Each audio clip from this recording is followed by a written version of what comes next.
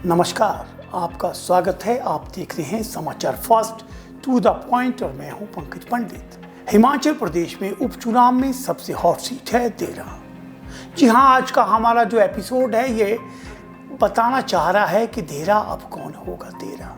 जी हां, अब तक जो नारा था कि देरा कोई नहीं तेरा, अब इस चुनाव में देरा ही तय करेगा कि उसका कौन होगा, देरा कौन होगा तेरा। क्योंकि इस बार मुकाबला देरा में बेटी बनाम बेटा है।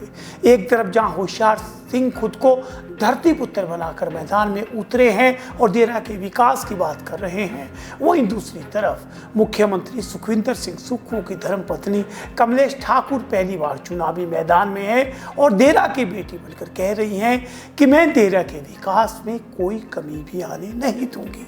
तो देरा का ये जो चुनावी दंगल है ये बहुत ही कड़ी टक्कर देखने को मिल रही है, क्योंकि पहली बार हो रहा है कि यहाँ पे कोई भी आज़ाद प्रत्याशी ऐसा नहीं है जो जीत पाए।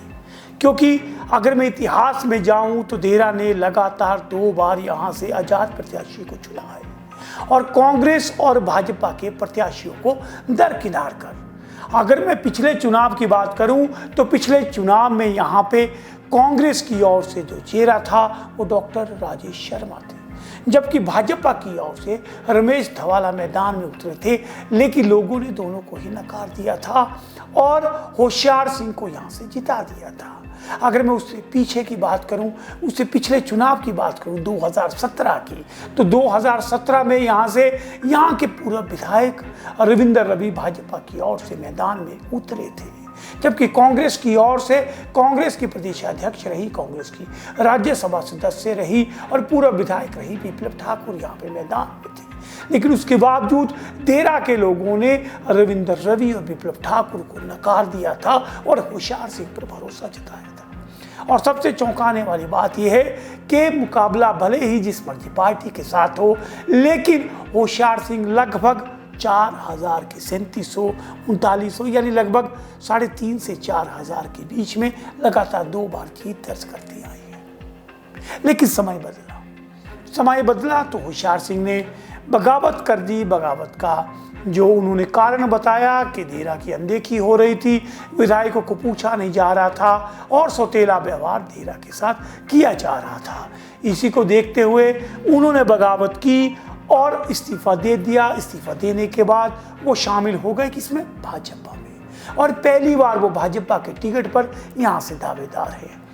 वैसे देखूं तो होशियार सिंह हमेशा ही भाजपा के तरफ जो है वो झुकाव दिखाते रहे हैं। दोनों बार जब भी उन्होंने आज़ाद चुनाव लड़ा तो दोनों बार उन्होंने भाजपा से टिकट की मांग की थी, लेकिन स्थानीय स्तर पर विरोध को देखते हुए हर बार उनका टिकट कट गया और वो आज़ाद उतरे और आज़ाद उतर कर उन्होंने जीत हासिल की। लेकिन अब वो भाजपा के चुनाव चिन्ह पर मैदान में उतरे हैं और अब भाजपा का वही संगठन, भाजपा का वही कैडर जिसने 2 बार होशियार सिंह की भाजपा में वापसी रोकी थी, अब एक बार फिर से वो बगावत के मुहाने पर खड़ा हुआ नजर आ रहा है। अगर मैं देरा के पूरे के पूरे राजनीतिक समीकरणों की बात करूं तो देरा जो है डिलिमिटेशन के बाद एक नया विधानसभा क्षेत्र बना था। कुछ हिस्सा यहाँ ज्वालामुखी का आया, कुछ हिस्सा जसवां परागपुर का आया और इस तरह से जो है ये देरा का निर्माण हुआ। तो देरा में अगर मैं जातीय समीकरणों की बात करूं तो यहाँ पे राजपूत वोटर सबसे अधिक प्रभावी है, यानी 41% के करीब लगभग राजपूत वोटर यहाँ पे है और वही भविष्य तय करता है कि प्रत्याशी कौन जीतेगा। दूसरा सबसे प्रभावी यहाँ पे ओबीसी वर्ग है, जिसका लगभग 32% के करीब वोट है। यानी अगर मैं देखूं तो धवाला को यहाँ से उतारने का स्पष्ट कारण था कि भाजपा की नज़र ओबीसी वोट पे थी, लेकिन जो पिछले 3 चुनाव डिलिमिटेशन के बाद देरा विधानसभा में हुए हैं, हर बार यहाँ पे राजपूत प्रत्याशी ने ही बाजी मारी है। पहली बार यहाँ से भाजपा के रविंदर रवि ने जीत दर्ज की थी और लगातार 2 बार यहाँ पे होशियार सिंह जो है वो विधायक बने हैं। अब बात करता हूँ मैं वर्तमान में दोनों दलों ने राजपूत प्रत्याशियों पर ही दाव लगाया है। एक तरफ कांग्रेस की ओर से महिला प्रत्याशी कमलेश ठाकुर है तो दूसरी ओर से भाजपा की ओर से होशियार सिंह है। आइए चुनौतियों की बात करते हैं कि क्या चुनौतियां हैं जो होशियार सिंह का रास्ता रोक सकती है। सबसे बड़ी बात, होशियार सिंह लगातार 2 बार विधायक बने हैं, तो कहीं ना कहीं एंटी इनकम्बेंसी तो उनके खिलाफ है। इन 2 बार में उन्होंने क्या विकास कार्य किए हैं और क्या कारण था कि जनता ने उन्हें 5 साल के लिए चुना और उन्होंने 1.5 साल में ही इस्तीफा देकर के भाजपा का दामन थाम लिया। मुख्यमंत्री सुखविंदर सिंह सुक्खू भी यही सवाल उठा रहे हैं। विपक्ष में बैठना था तो भाजपा के साथ वो बैठ सकते थे, इस्तीफा देने की जरूरत नहीं थी। इसका सवाल होशियार सिंह को जनता को देना पड़ेगा कि आखिर कांग्रेस और भाजपा को ठुकराकर जिस जनता ने उन पर भरोसा किया, उस जनता को उन्होंने धोखा क्यों दिया। और दूसरी बात करता हूँ, यहाँ पे 2 बड़े चेहरे रविंदर रवि और रमेश धवाला, ये ना तो होशियार सिंह के किसी कार्यक्रम में नजर आए और ना ही किसी नामांकन में नजर आए, और दोनों ने साफ कहा है कि भाजपा चाहती ही नहीं है, उन्हें साथ लेना ही नहीं चाहती है, और इसलिए ना ही तो उन्हें बुलाया और ना ही वो गए। हालांकि रमेश धवाला को मनाने की कवायद जारी है। हंसराज जो विधायक हैं और पूर्व डिप्टी स्पीकर रहे हैं विधानसभा के, वो उनके घर गए थे, तो साफ धवाला ने कहा कि जहां मान सम्मान नहीं है, मुझे नहीं लगता वहां जाना चाहिए। पार्टी से हमारी कोई दुश्मनी नहीं है, लेकिन अंदर खाते कहीं ना कहीं रविंदर रवि और रमेश धवाला जो है वो पूरी तरह से नाराज नजर आ रहे हैं। अगर उनकी इच्छा होगी टिकट देने की, तो मैं देरा के विकास के लिए मैं कुछ भी कर सकता हूँ। घोषणा या घोषणा में लिख देते हैं कि देरा को हम जिला बनाएंगे, तो मैं प्राथमिकता के आधार पर उनकी बात जो है वो मान करके शायद हो सकता हो तो I want the contest of ये देरा कंस्टिट्यूंसी से मैं लड़ भी सकता हूँ। वो स्थानीय कैडर भी होशियार सिंह से कहीं ना कहीं कटा हुआ नजर आ रहा है। होशियार सिंह का पूरा चुनाव प्रचार उनके अपने समर्थकों, अपने कार्यकर्ताओं के दम पर चल रहा है। अब देखना है कि ये नाराजगी होशियार सिंह पर कितनी भारी पड़ती है, या जो वहाँ भाजपा के प्रभारी लगाए हैं, विपिन सिंह परमार है, राकेश जम्वाल अन्य नेता हैं, वो किस तरह से भाजपा के इस कैडर को, नाराज कैडर को एक्टिवेट करके प्रचार में झोंकते हैं ताकि यह मुकाबला खड़ा किया जा सके। तो ये 2 बड़ी चुनौतियां जो हैं होशियार सिंह के सामने हैं।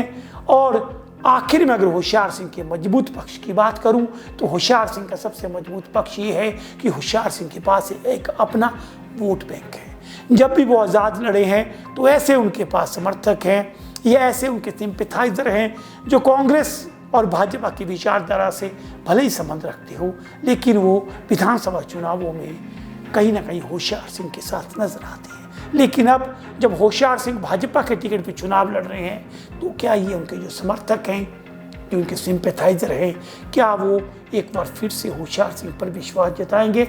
ये सबसे बड़ा सवाल है। बधाई कांग्रेस वालों की इस बात की, सबको कैंडिडेट मिल गया, उनको बड़े मुश्किल से कैंडिडेट मिला है, तो बधाई के पात्र है, बधाई उनको सभी को। फिर देरा को उन्होंने एक बाहरी कैंडिडेट दिया है। 75 साल से देरा में कांग्रेस का कोई अपना लोकल कैंडिडेट नहीं आया, और फिर 75 साल के बाद उन्होंने एक बाहरी कैंडिडेट दे दिया। लोग देरा के बड़े समझदार हैं, उन्हें पता है कि लोकल क्या है और बाहरी का क्या है। देरा की बेटी है वो, देरा की बेटी हर को ऐसे नहीं बन जाता कि एक कनाल जमीन ले ली और बेटी बन गई। आइए अब बात करते हैं कमलेश ठाकुर की। कमलेश ठाकुर मुख्यमंत्री की पत्नी हैं, इसलिए वो अपने आप में एक बड़ा चेहरा हो जाता है, क्योंकि माना जा रहा है चेहरा भले कमलेश ठाकुर का हो, लेकिन यहाँ पे साख दांव पे सुखविंदर सिंह सुक्खू की लगी है। सुखविंदर सिंह सुक्खू ने भी कहा है कि देरा जिसे कोई कहता था कोई नहीं तेरा अब मेरा है, देरा का मैं दामाद हूँ। वहीं कमलेश ठाकुर ने भी पूरे दाव से कहा है कि मैं ध्यान हूँ और ध्यान को आप खाली हाथ नहीं भेजेंगे। तो यहाँ इमोशनल कार्ड खेला जा रहा है कि देरा की बेटी जो है वो देरा के सम्मान की रक्षा करेगी। उन्होंने यहाँ तक कि अपने भाषण में कह दिया कि देरा की लड़ाई के लिए, देरा के विकास के लिए विधानसभा ही नहीं अपने घर में अपने पति से भी लड़ जाएंगी। आइए सुनते हैं क्या कहती हैं कमलेश ठाकुर। देरा कॉन्स्टिट्यूंसी की जनता, मैं आप सबके बीच में आज अनुरोध करने आई हूं कि मैं इस गांव की, इस देरा कॉन्स्टिट्यूंसी की बेटी भी हूं। आपने मुझे अपना शुभ आशीर्वाद देना है, मैं हमेशा आपकी सेवा में तत्पर रहूंगी। क्योंकि मैंने देखा है कि मैं कल से आपके बीच में आई हूँ और आप लोगों ने अपनी, कुछ भाई बहनों ने अपनी डिमांड्स रखी हैं, यहाँ की समस्याओं के से मुझे अवगत भी करवाया है। मैं आपसे सब मिलकर जो भी आपकी समस्या होगी, मैं आपकी समस्याओं को लेकर सीएम साहब के पास जाऊंगी और सारी समस्याएं आपकी डे बाय डे उनका समाधान करवाऊंगी। मैं आपका आशीर्वाद, मैं आपसे सबसे पहले आपका आशीर्वाद चाहती हूँ कि पहले आप मेरे को आशीर्वाद दो, और मुझे पूरी उम्मीद है कि आप देंगे आशीर्वाद। देंगे कि नहीं देंगे? ये थे कमलेश ठाकुर का बयान, जिसमें साफ उन्होंने कहा है कि उनका मुख्य लक्ष्य है कि देरा जो विकास की गति से एक तरफ किनारे है उसको मुख्य धारा में लाना है। इसकी शुरुआत कर दी गई है, एसपी ऑफिस से की गई है और वहाँ एससी ऑफिस खोला गया है। अब देखना है कि सुखविंदर सिंह सुक्खू देरा को कितना करीब ले आते हैं और ये जो विकास का मुद्दा है ये देरा में कितनी अपनी धमक छोड़ता है। अगर मैं जातीय समीकरणों की बात करूं, दोनों राजपूत कैंडिडेट हैं तो राजपूतों के मत कहीं ना कहीं बटेंगे, लेकिन ओबीसी समुदाय किसकी ओर चलता है ये देखने की बात होगी। तो कमलेश ठाकुर का मजबूत पक्ष उनका घर यानी सुखविंदर सिंह सुक्खू और उनकी सरकार है। देरा के विकास का मुद्दा उनका दूसरा सबसे मजबूत पक्ष है, क्योंकि देरा में कहीं ना कहीं लोग चाहते हैं कि देरा का विकास हो और देरा को भी प्रदेश में एक अलग पहचान मिले। और अगर वहाँ से मुख्यमंत्री की पत्नी जीतती है तो निश्चित तौर पे एक बड़ा पावर सेंटर के रूप में देरा उभरेगा। देरा जिला कांगड़ा का अहम हिस्सा है। अगर कमलेश ठाकुर वहाँ से जीतती हैं तो कांगड़ा में भी जो है सुखविंदर सिंह सुक्खू की राजनीतिक एंट्री हो जाएगी और कांगड़ा से भी उनका परिवार प्रतिनिधित्व करेगा और प्रदेश की राजनीति में कांगड़ा का बहुत महत्व है। सबसे अधिक 15 विधानसभा सीटें कांगड़ा से आती हैं। अब बात करता हूं कि सुखविंदर सिंह सुक्खू ने साफ कहा है कि देरा उनके लिए हमेशा प्राथमिकता रही है। आइए सुखविंदर सिंह सुक्खू क्या कहते हैं देरा के बारे में सुन लेते हैं सुखविंदर सिंह सुक्खू का ये बयान। भावनात्मक रूप से उन्हें ये भी पता होना चाहिए कि पिछली बार वो कांगड़ा से आते थे, मैंने ही उनको देरा में टिकट दिया। तो हाईकमान ने जब सर्वे करवाया, मेरा राजनीतिक जीवन में ये अनुभव है कि मैं कोई चुनाव नहीं लड़ना चाहता। लोकसभा के चुनाव के समय पहले जी की बेटी के बाद ऑफर आई थी हाईकमान ने, लोकसभा के चुनाव के समय मेरी वाइफ के बाद भी राष्ट्रीय नेताओं ने कि आपको लोकसभा का चुनाव लड़ना चाहिए। मैंने उस समय भी इनकार कर दिया। दूसरी बार अभी जब इन्होंने, मैं सोचा ये 6 महीने बाद चुनाव आएगा तो उसमें हम तब तक कोई अपना लोकल प्रत्याशी वहाँ से तैयार करेंगे 6 महीने बाद। और दूसरी बार फिर उन्होंने कहा कि सर में आपकी वाइफ की ज़मीन वहाँ है, देरा में है, प्रॉपर देरा में, आपके मायके वहाँ है, तो आप अपनी वाइफ को तैयार कीजिए। 3 सर्वे करवाएंगे। मैं 3 बार इनकार करता रहा, लेकिन कई बार हाईकमान की तो ये थी देरा की राम कहानी। देरा की राम कहानी में स्पष्ट है कि एक तरफ तो जो है राजा की रानी है, दूसरी तरफ देरा में 2 बार धरती पुत्र का नारा देकर जीत चुके होशियार है। एक तरफ आपको देरा के विकास का नारा सुनाई दे रहा है, वहीं दूसरी तरफ देरा से सौतेला व्यवहार का आरोप होशियार से लगा रहे हैं। एक तरफ वहाँ पे अनुराग का चेहरा भी कहीं ना कहीं नजर आता है, क्योंकि लोकसभा में जिस तरह से अनुराग ने जीत दर्ज की है और जो मोदी की लहर थी वो इस उपचुनाव में, हालांकि मोदी की लहर का लाभ भाजपा को नहीं मिलेगा, लेकिन अनुराग ठाकुर का चेहरा भी वहाँ एक अहम भूमिका निभाने का काम कर सकता है। लेकिन जिस तरह से केंद्रीय मंत्रिमंडल में अनुराग ठाकुर को जगह नहीं मिली है, उसकी निराशा का खमियाजा भी भाजपा को भुगतना पड़ सकता है। तो देरा हॉट सीट है, पूरे प्रदेश की नजरें देरा पे लगी हुई है। कांग्रेस भाजपा ने चप्पे चप्पे पे अपने नेता जो है वो प्रचार में झोंक दिए हैं। अब देखना है कि देरा की जनता किसे अपनाती है और आखिर में उन्हें ही तय करना है कि देरा कौन होगा देरा। और अगर मैं देरा की बात करूं तो देरा में 2 चेहरों पे सबसे ज़्यादा हमारी नज़र रही थी।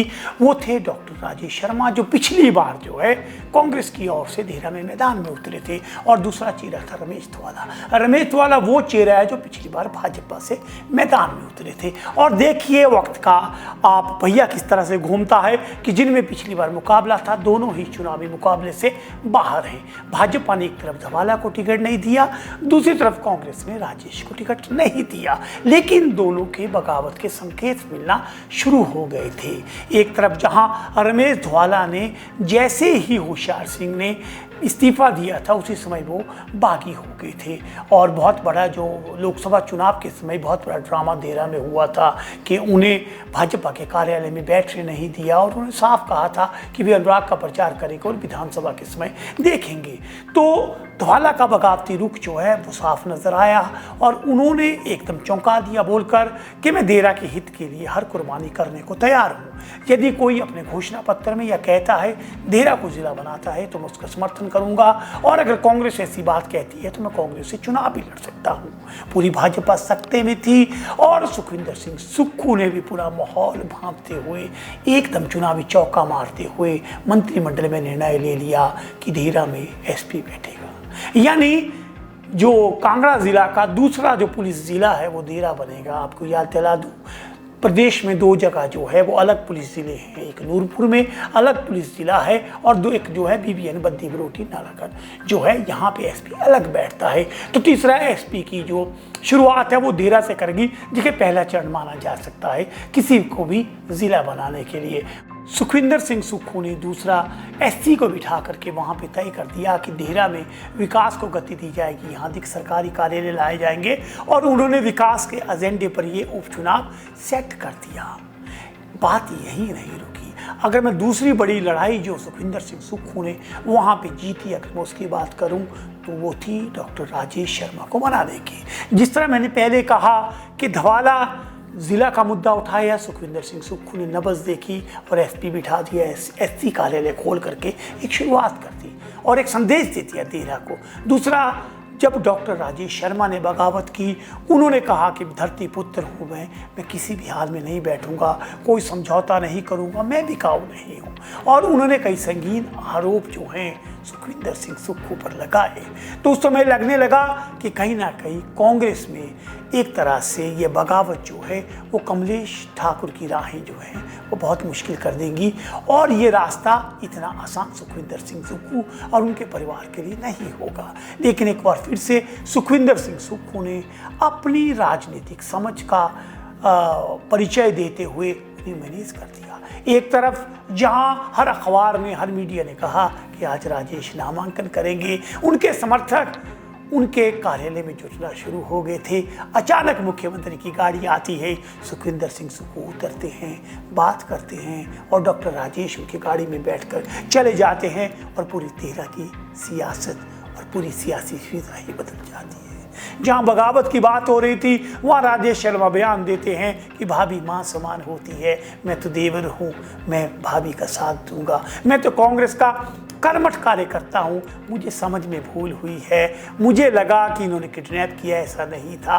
तो कुल मिलाकर के पूरी तरह से ये पॉलिटिकल मैनेजमेंट करते हुए सुखविंदर सिंह सुक्खू ने डॉक्टर राजेश को कमलेश ठाकुर के पाले में ला करके एक और तरफ से कमलेश ठाकुर की दावेदारी वहाँ और मजबूत कर दी, और होशियार सिंह की परेशानियाँ और बढ़ा दी।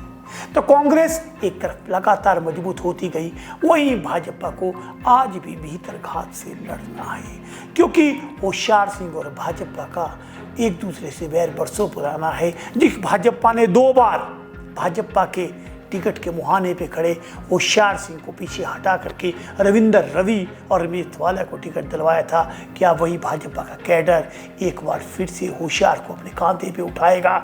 इस सवाल का जवाब बहुत कठिन है, इसका जवाब देरा की जनता को देना है।